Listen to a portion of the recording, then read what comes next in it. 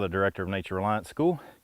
I'm glad a lot of y'all have been following me on Dan's Depot. There's just a few things that we do at Nature Reliance School. They're not necessarily survival related that we wanted to get out there, and the Dan's crew's been so kind to let us use the camera to do that stuff, so continue to support them. Today, what we were doing, we came out to do some videos actually for Dan's Depot today, and we came across a log tree, basically a big Virginia pine tree that was across the road. So what we decided to do is make a video on what we can do with this tree.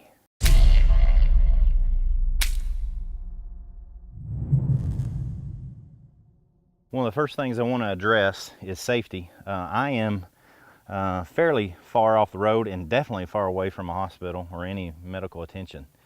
And so I take pretty serious precautions when I'm using a chainsaw or anything of that nature that's going to possibly cause problems. Number one, I use it safely. Number two, I have ear protection, eye protection.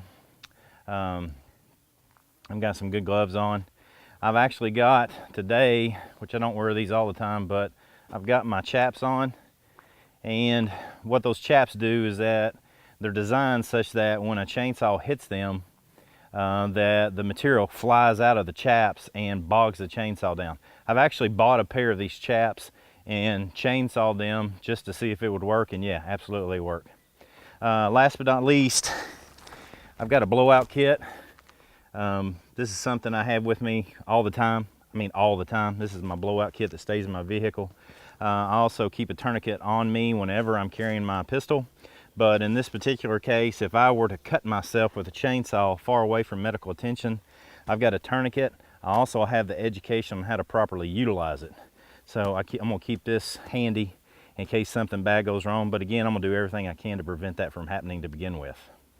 Well, I got started on this thing and then I realized I didn't have my sound on. So I'm gonna tell you what I've already done now that I got the sound back on. Basically, I've gone down the length of this tree and I have cut all the branches off of it. So what I'm going to do now is I'm going to go back and cut the trunk up into manageable pieces. Manageable is different for you than it is for me maybe. I'm going to cut these up into 5-6 foot sections, and then I'm going to show you how to place them on the ground to help build a really nice nesting site.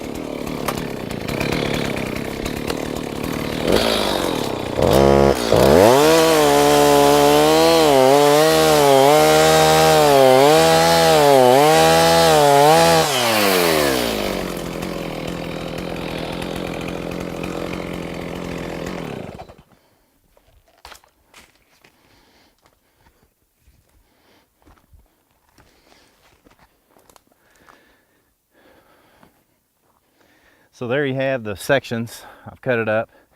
Now I'm going to cut some of these branches up into manageable pieces, and then I'm going to show you what to do with them.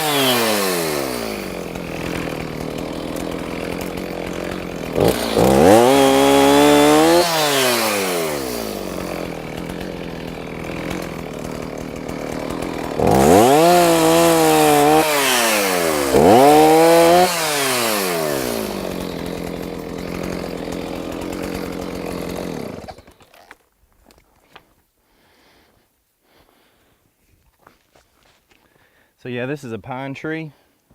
Cut up really easy because it's so fast growing that it's not real dense, so it's incredibly easy to cut. So that's all the cutting I'm going to do. And I'm going to move the camera and show you how I'm going to build this site. It's kind of hard to see what's going on. There's so much vegetation, which is awesome. But this is on the downhill side of the road that you were just looking at. And basically, there's a flat area.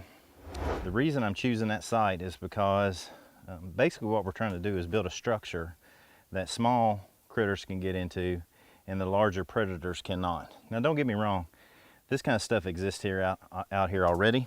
However, if we're trying to increase songbirds, nesting sites, and all the ground dwellers we mentioned before, then this is a wonderful opportunity to help those little guys out. So what I'm going to do first is I'm going to throw all the big pieces down there, and then I'll place them for you.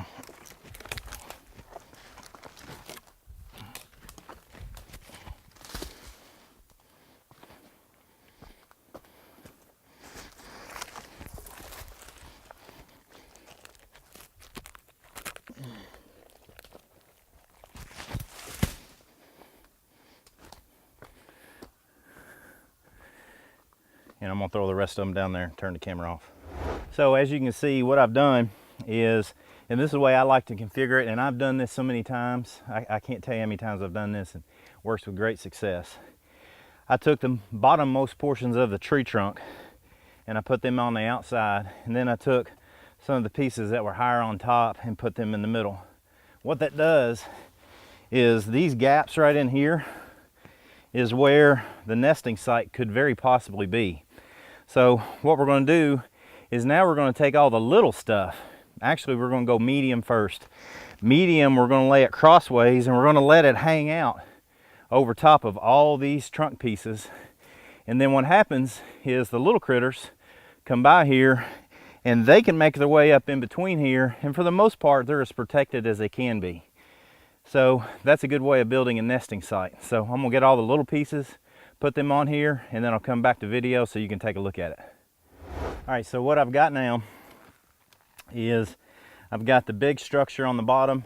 I've got some medium and small structure on top, trying to fill in all these holes.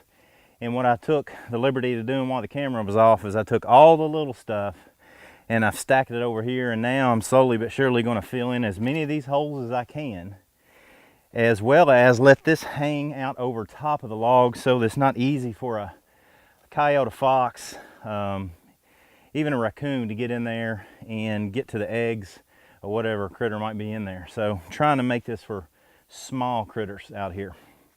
So I'm going to get that done, and then I'll show you a quick shot of it, and then we'll go on to the next step.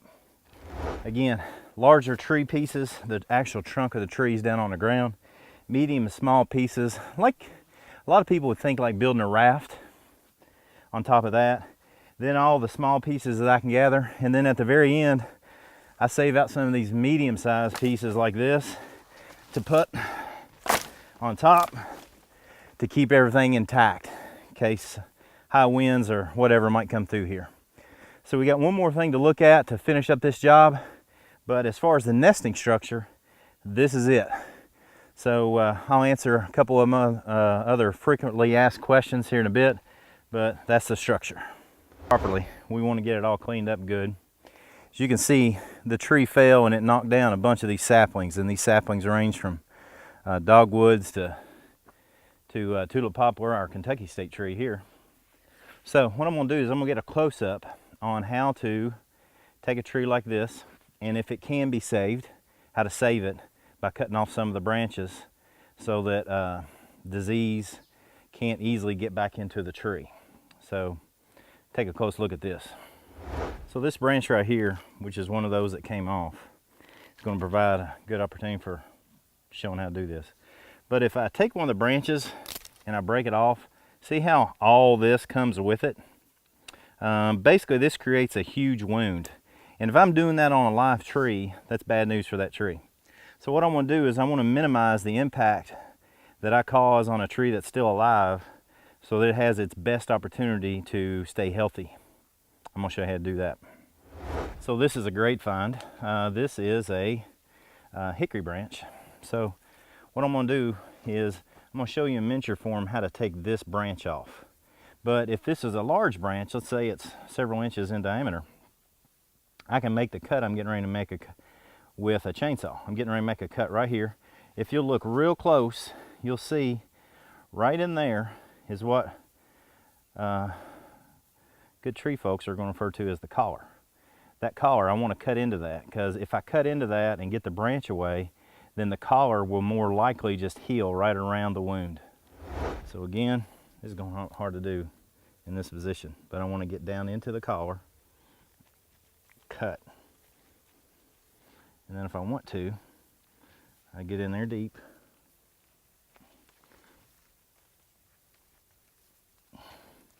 and then when I pull this off, whether I'm pulling this case or I'm cutting, when I pull that off, it creates a very small wound. And then again, because the collar is right here, it'll be easy for this to heal around. So, with that said, what I'm going to do is I'm going to go around to all these trees that you see behind me and cut them off at the ground. If they've just been completely destroyed, I'm going to put them on the nesting site. And if they haven't been destroyed, I'm going to prune each one of the branches as best I can. And that way, everything will grow back healthy, and we got a good nesting site, and there's no waste. So glad you joined us on this video. You can help us out. If you found this video helpful, subscribe to the channel and give it a thumbs up. Share it as much as you like. These skills are skills that I've learned from a number of people, particularly private lands wildlife biologists here in the state of Kentucky. Those guys and gals have helped me tremendously learn how to give back to the land, which brings up a good topic. I'm a praying fella, and I meditate, and I pray and meditate about the circle of life and giving back to the woods, and the woods giving back to me, but I also get out and get busy with it. So I hope this serves as an encouragement to you, gives you some education on how you can help the circle of life, if that's what you want to call it. For me, I just want to get some songbirds in here and small critters, and I love seeing wildlife. So that's either going to do one of two things. It's going to improve the health of this forest, or somewhere in the fall, it might provide dinner for me. So, as we like to say at Nature Reliance School, come on, join in, let's learn together.